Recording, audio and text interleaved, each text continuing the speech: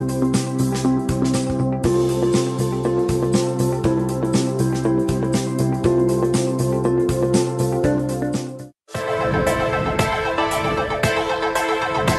the beautiful rhythm that we've seen from Duffy all season.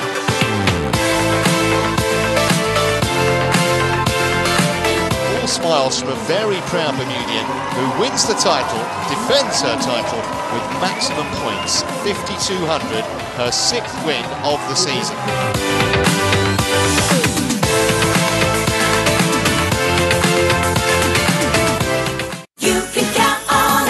Value pack fresh Purdue chicken leg quarters, $1.79 per pound. Only $1.99 for a large California grapefruit.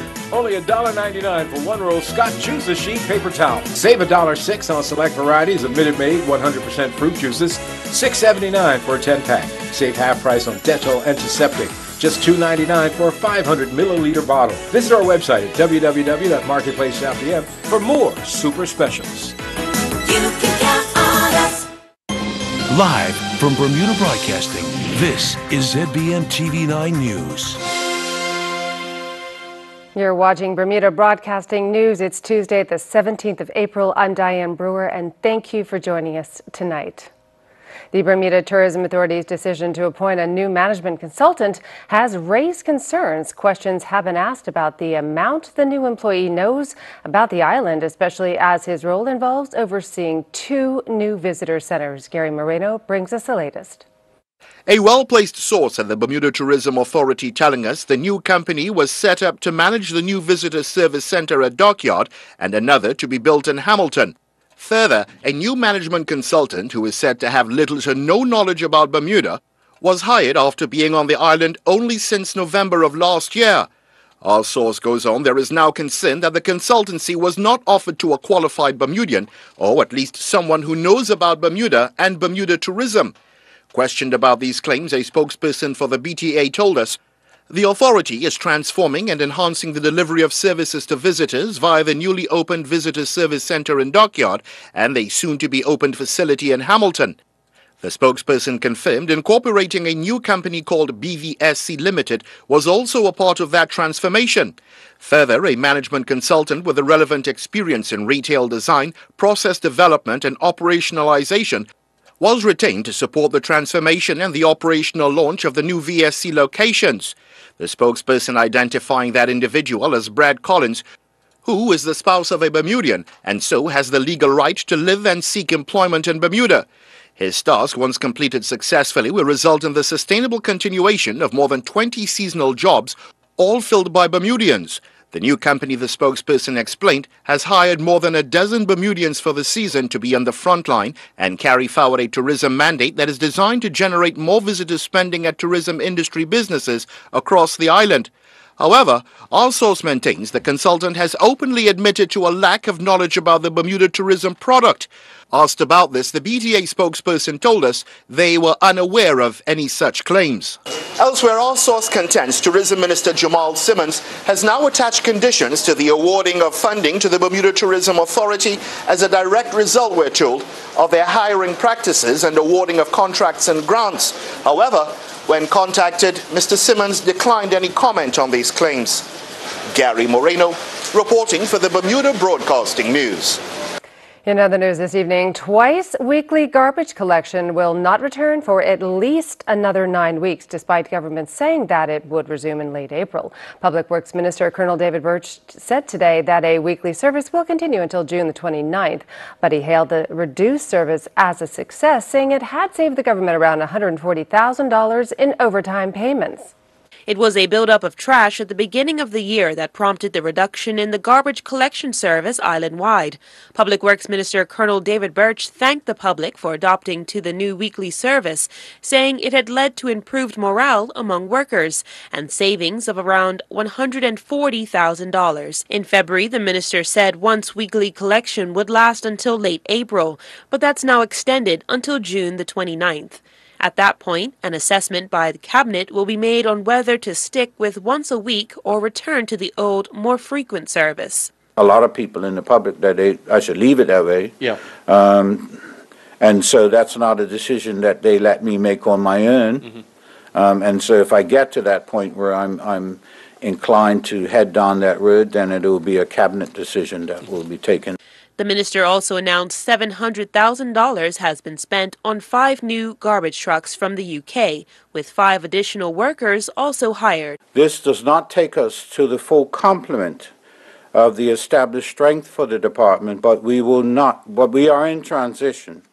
So no additional staff will be hired as we monitor the situation and are presently able to cope under the new arrangements of once-a-week collection. Further changes might also be coming soon, with the minister saying he was increasingly leaning towards mandatory recycling, a move prompted, he said, by people failing to follow the recycling schedule. Jasmine Patterson reporting for Bermuda Broadcasting News. And we'll have more for you after this short break, including a new online scheme aimed at regenerating Back-O-Town. That story and more in just a minute.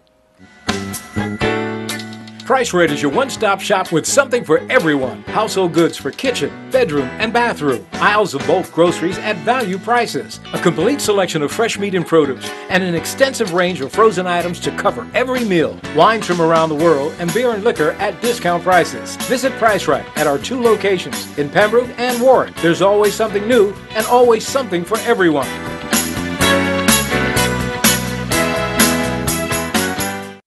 This is Rick Blomquist of De Pere, Wisconsin. His life is pretty comfortable. He lives in a comfy home, wears comfortable shoes. He even has a comfortable job. Rick Blomquist thought he had comfort all figured out. But then he laid on a Serta and realized his life was only just sorta comfortable. The new Serta iComfort Hybrid Mattress. Not just sorta comfortable, Serta comfortable. Feel the difference a good night's sleep can make. Exclusively available at Dreams, Bermuda's only mattress gallery. Welcome back. Well, Northeast Hamilton, better known as Back-O-Town, could be getting a boost with the news that businesses there will soon be able to sign up to a free online directory. It's hoped that will increase the number of visitors to the area, bringing football and cash to an area that's often suffered from a lack of both. Jasmine Patterson has more. This isn't the first attempt to boost the historic area, but it may have a better chance than others. Public consultation saw people calling for an online platform for their businesses, but worried about the high cost of designing their own websites. That's now led to the creation of a free online listings website called Back-O-Town.bm, a name aimed at embracing the area's rich cultural heritage. People are really apprehensive of coming into the Northeast Hampton area, but we feel that that's going to be a beacon for all of us. And did you realize that in that area alone, the largest concentration of beauty salon happens to be in that area?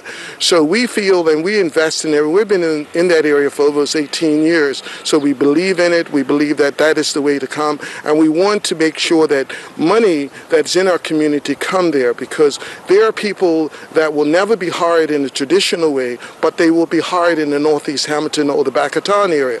And we focus that on the Back-O-Town because we believe that that could be a Mecca within a Mecca of Bermuda. The website aims to provide information on what's available in the area in an effort to stimulate economic activity.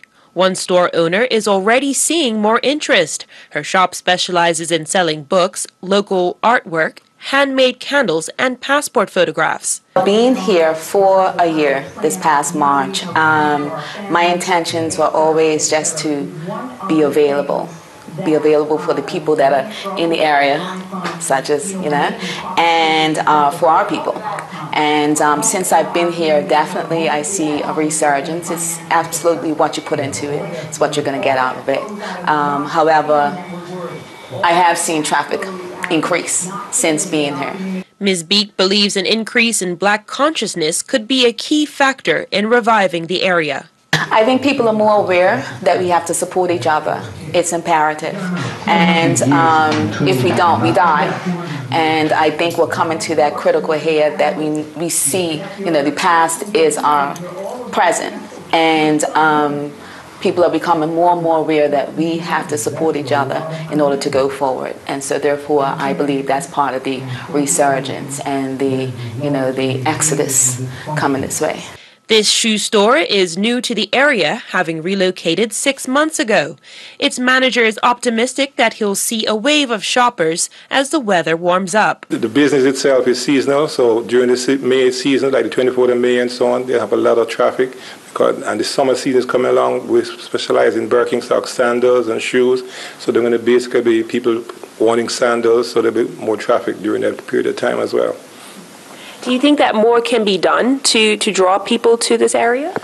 Basically, we've been trying to do a lot of music on the entertainment and on the afternoons as well, and that seems to be working to draw people into the area.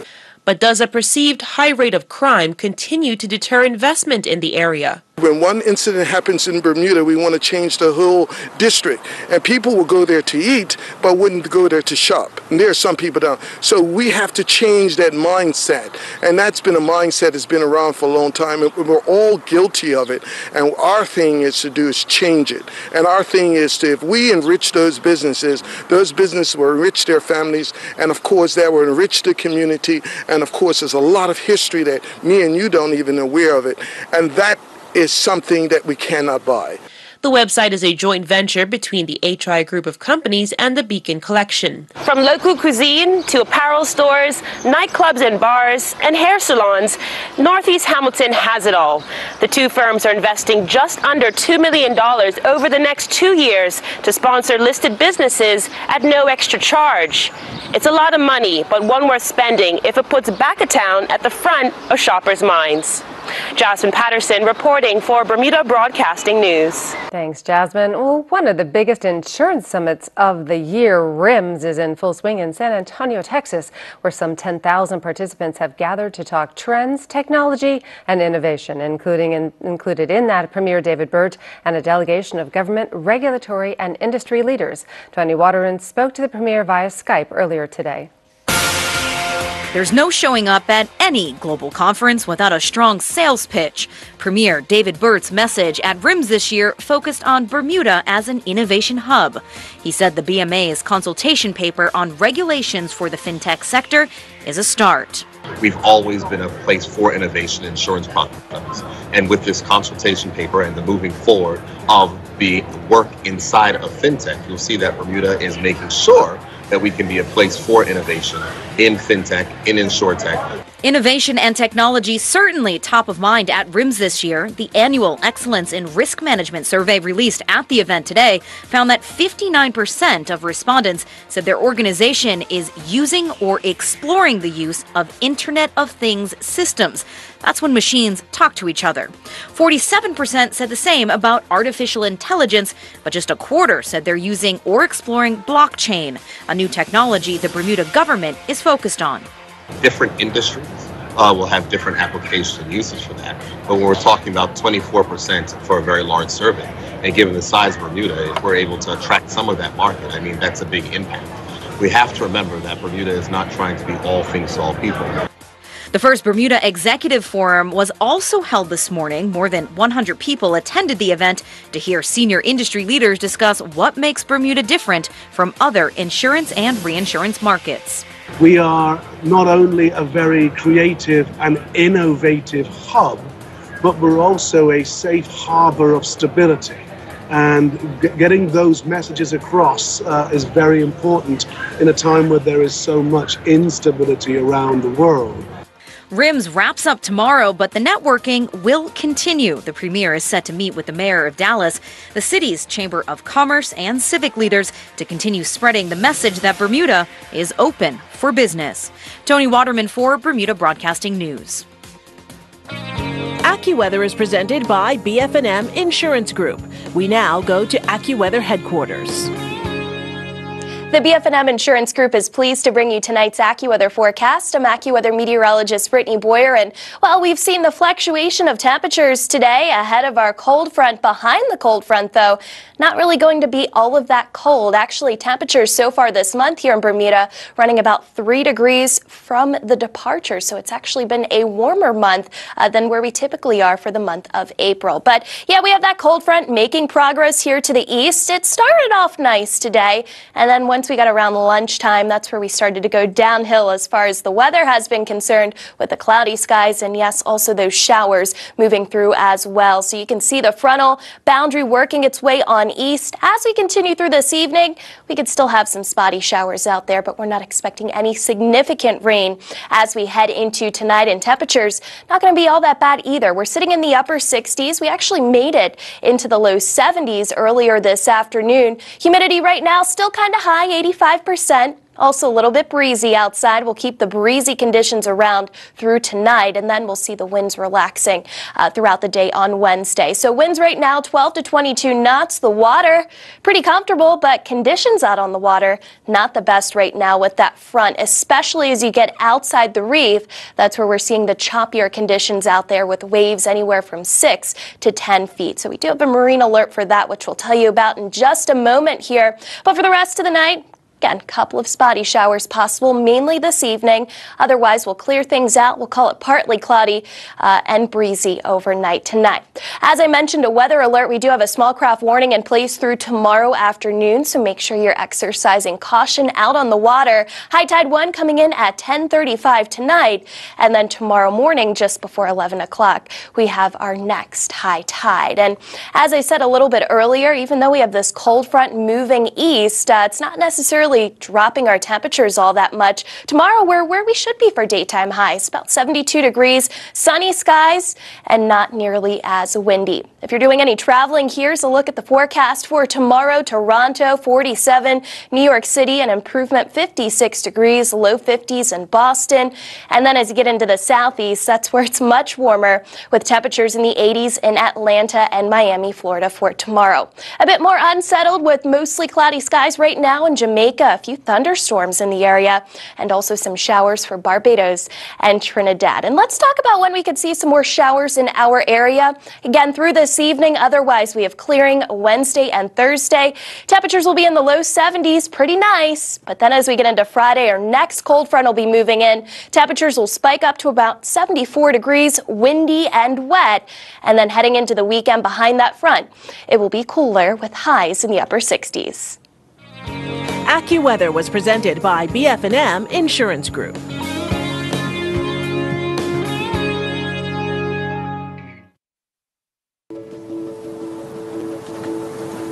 The whole concept came from the collaboration with BF&M and the America's Cup. The Endeavour program is the legacy of the 35th America's Cup that was here in Bermuda in June. And we've continued the charity now operating in Bermuda. And going forward, we thought, what a great opportunity for children on the autism spectrum. And hence we actually developed the No Limits program. They really do benefit from this kind of outdoor experience, this environment. You know, just yesterday going off the east end of Bermuda, I mean, they wouldn't have done that. Not many children in Bermuda have done that. And just them learning to take control of a large bit of transportation that they're doing at that age, and they may never get that opportunity. That's where you see the biggest progress is whether they were looking at their hand steering, you know, it's now they're looking forwards and actually looking where they're going, because they've realized, oh, I know where my hands is. I can do this without looking at my hands. We are so grateful for the Endeavour program and what it has done for the students on the autism spectrum.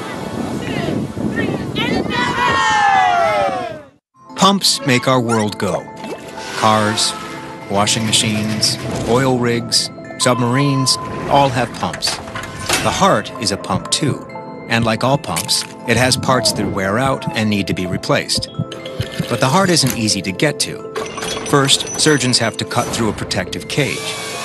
But what if you could get to the heart the same way blood does, through an artery? Researchers at Columbia and Weill Cornell, working with New York Presbyterian, pioneered an artificial aortic valve that folds closed, like an umbrella. Doctors guide the valve through arteries to the heart, where it unfolds and goes to work. Techniques like TAVR may soon replace open heart surgery altogether. Patients could check in the morning and leave with a rebuilt heart the very next day. That's amazing. And it's happening right here at New York Presbyterian.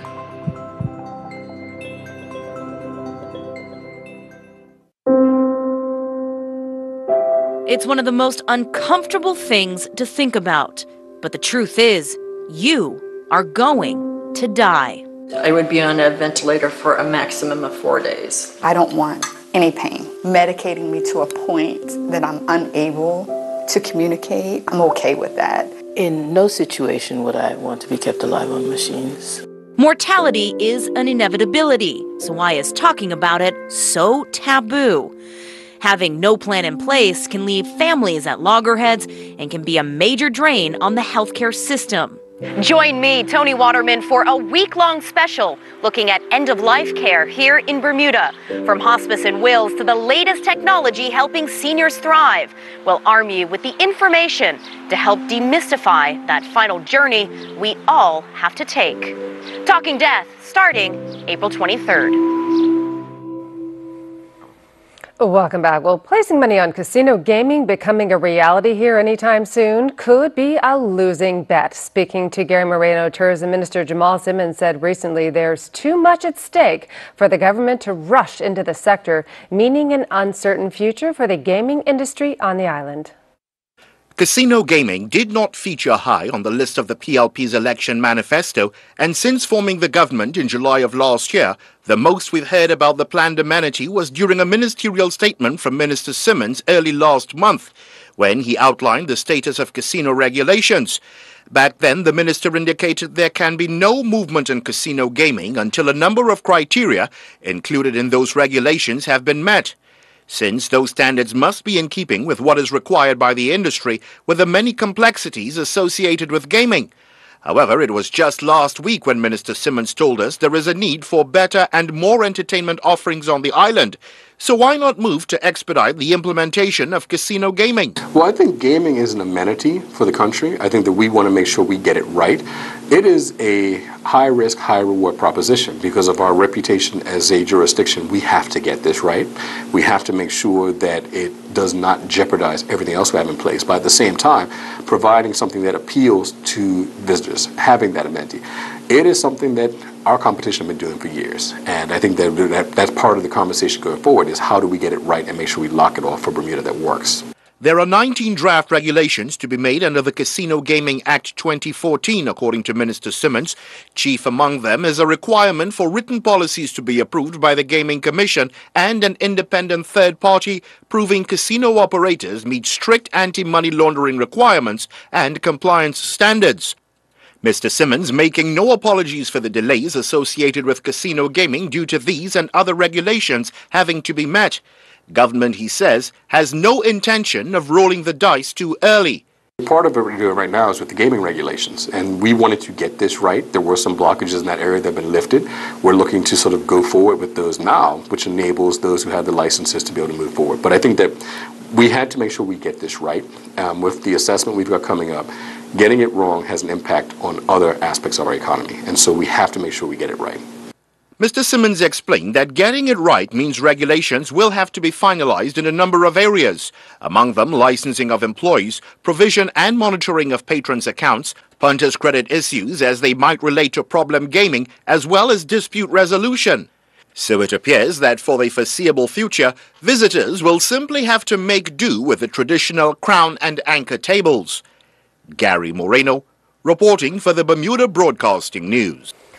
Police have renewed their call for members of the public to be vigilant about fake social media accounts that are being used to demand money. Posts from people claiming to be government officials are being received with requests that money be sent, but police say that such messages are a scam. One recent example involved a post apparently from the government offered a grant of $50,000 if the recipient first sent $700 via FedEx. Residents should check any online messages they receive, especially if they claim to be from officials or MPs. Anyone with information about the scam should call the police on 295-0011 or Crime Stoppers at 800-8477. Well, still to come, Earl Basin will have all the sports news in just a few minutes. Stay with us. You can count on us. Save half price on fresh pork shoulder roast, just $2.39 per pound. Save $1.30 on white whole mushrooms, $2.99 for a 10-ounce package. New frozen 9-ounce Taipei Asian-style entree, just $3.99 for select varieties. Frozen 12.3-ounce Eggo waffles, $4.59 for select varieties. $3.99 for a 5-ounce bag of select varieties of wholesome pantry organic popcorn. All stores open Monday through Saturday, 7 a.m. to 10 p.m. and Sunday, 9 a.m. to 7 p.m. You can count on us.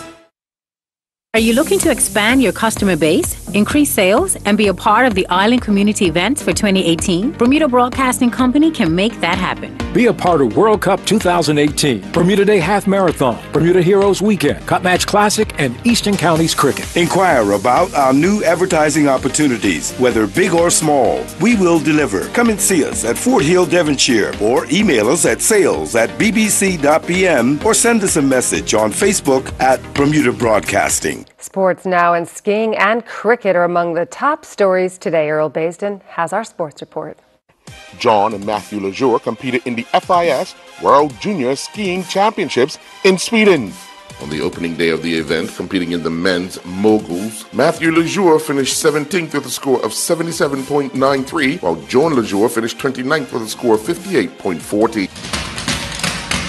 Delray Rollins and his Essex Seconds teammates went down by 172 runs in their opening day trophy match against Essex at the Hove. Essex batted first and scored 278 for 8 in their 50 overs, with Rollins bowling figures of 10 overs, no maidens, none for 57. In reply, Sussex were bowled out for 106. Rollins was out for 1. The day that Desiree Linden became the first American to win the Boston Marathon in 33 years, 5 athletes flying the Bermuda flag on their registration form braved the brutal condition. Yesterday, Jamie Frazier was the first of the group to cross the line. He finished 2,333rd overall, this after clocking a time of 3 hours, 3 minutes, and 36 seconds. Alison Schindel clocked a time of 3 hours, 30 minutes, and 29 seconds to finish 8,098. Bermuda's under-17 women's national team are putting the final touches on their preparations for the upcoming World Cup qualifying campaign set to take place in Nicaragua. The Bermuda under-17 women's national team are currently in Florida at a training camp. This before their opening game against Canada on April 20th. 2 days later, Bermuda will take on USA, and the girls will then close out their group match stages with a game against Costa Rica on April 24th. The Bermuda Football Association announced a national select team that will take on the Oakville Blue Devils on Thursday, April 19th at the National Stadium as part of the Bermuda Triangle Cup. Bermuda coach Kyle Lightbourne has named a team of mostly on-island players and 7 players from the under-20 player pool. The match will assist both the senior men and the under-20 team in their preparations for the Nation League and the under-20 CONCACAF Championships, respectively. The Bermuda Football Association announced the finalists for this year's awards for the season. All winners will be announced at the BFA's annual award ceremony labeled the Night of Legends, which will take place on Friday, April 20th at the Bermuda Underwater Exploration Institute beginning at 7:30 p.m. The Premier Division Most Valuable Player will go down to Keishan Bean from the North Village Rams, Marco Warren from PHC Zebras, and Lejean Simmons from Robin Hood. The Coach of the Year battle is between Fareed Al-Kafa from Crossroads, John Newsom from Robin Hood, and Scott Morton from the PHC Zebras. The Most Valuable Player for the First Division will be a battle between Dion Stovall of Paget Lions, Tyrell Burgess of BAA, and Dante Bringman of Southampton Rangers. Coach of the Year battle will be between Andrew Bascom of BAA, Robert Lee of Paget Lions, and Joe Mar Wilkinson from the Southampton Rangers. Nathan Trott conceded a goal for the first time in 5 matches as West Ham United's under-23s could not continue their good end of the season form as they went down yesterday afternoon 1-0 to an experienced Derby County side in Premier League 2 action. James Finnegan and his Florida Tech men's tennis teammates headed to Rollins for their final regular season match of the year. Finnegan and his teammates had an early lead after the doubles portion but fell 6-3. Down 2-0 in the doubles, Rollins snagged the final doubles match of the day as their number 3 pair defeated Ricardo Corona and Finnegan 8-5. Finnegan, then playing in the number 2 singles spot, went down in a 3-set battle 6-3, 2-6, 6-3. A Bermuda Basketball Winter League sponsored by One Doubleheader took place inside the Bermuda College Gymnasium with 195 points scored last evening. In the opener, the Devonshire Chargers defeated the Hamilton Parish Rockets 63-37. Alex Butterfield scored a game-high 29 points to lead the Devonshire Chargers to victory, while Ariane Mapp scored 12 points for the Hamilton Parish Rockets. In the nightcap, the Somerset Tsunamis defeated the Ward Rim Rockers 52-43. The The Bermuda Volleyball Association has named their senior and junior teams that will compete against visiting teams from Canada and the United States in the Bermuda Open 2018 this coming Thursday, April 19th through to Saturday, April 21st at the Warwick Academy Gymnasium. Matches begin 6:30 on Thursday and Friday evenings and run until 9:30. Play kicks off again on Saturday morning at 9 a.m. with matches all day. The bronze medal match is scheduled for 2:30 p.m. and the gold medal match is scheduled for 3:30 p.m. on Saturday. The Bermuda Softball Association's league season continued at the Michael Priest Softball Diamond with a doubleheader that saw 41 runs cross the plate last evening. The opener was a battle that saw a total of 19 runs scored, with the Sunglasses and Watch Shop edging the Corporation of Hamilton 10-9, while the other match saw Scared Hitless defeat the Platano Power 19-3. In Fraser Brookmeyer Continental Building League action inside the work lanes, it saw the Bermuda Pest Control defeat Quickie Licky Laundry 17-3. The game between the Cubs and New Hope ended 15-15. The Nifty Rollers defeated the Invaders 27-3, with the Spice Snakes defeating the Oddballs 25-5. The Underdogs defeated the Pinjammers 20.5 to 9.5. I'm Earl Basden with Bermuda Broadcasting Sports.